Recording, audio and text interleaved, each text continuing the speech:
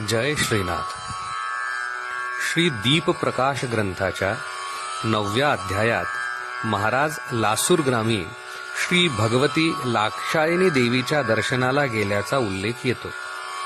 त्या संदर्भात दीप प्रकाशामध्ये आलेल्या ओव्या याप्रमाणे आहेत. नाथे दिधली कर्तव्य जागृती दावीन नवम किरणा प्रती देव गावाहुन नाथ येती लासूर ग्रामी तेथे वसे लाक्षायणी देवी जी भक्तांची कामना पुरवी यात्रा तेथे भरवी चैत्र कृष्ण पक्षात बघाया यात्रेचा सोहळा जाई हा योगी आगळा वंदिता देवीला जाहला शून्याकार.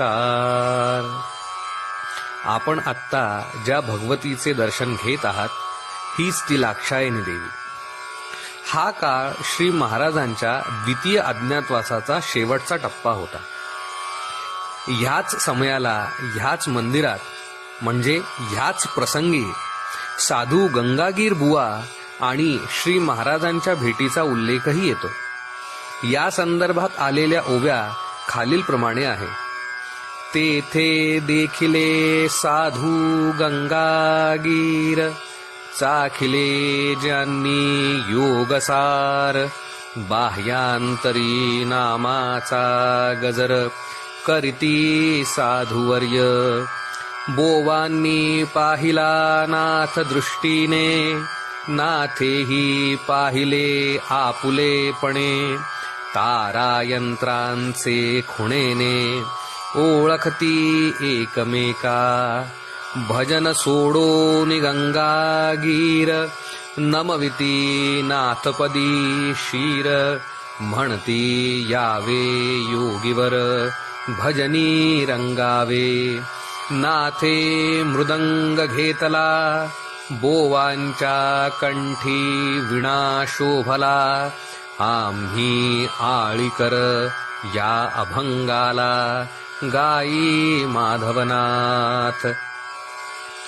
ह्याच लासूर ग्रामाचा उल्लेख पुनश्च एकदा येतो तो म्हणजे दीप प्रकाशाच्या 12व्या अध्यायात आणि श्रीनाथ गीतांजलीच्या बुधवारच्या पदात. त्या पदात जे वर्णन आलं आहे ते याप्रमाणे आहे. प्रार्थितो सुतदेवा आता कैसा जाऊ उटजा हसुनि वदे प्रभु हिंदी वचने पंख लगा के उडजा कोणा नकळे या वाणीचा विमल भाव त्या काळी परी दुसरे दिनी श्री सद्गुरुची वाणी फलद्रुप झाली माध्यान्नीचा पत सोडूनिया गेला भास्कर राय अवचित तो सुत उठुनी वेगे लासूर मार्गी जाय. हे लासूरग्राम रंगाऱ्याचे देवगाव ह्यापासून 10 किलोमीटर अंतरावर आहे. आपणही तेथे जाऊन अनुभव घ्यावा. जय श्रीनाथ. जय श्रीनाथ.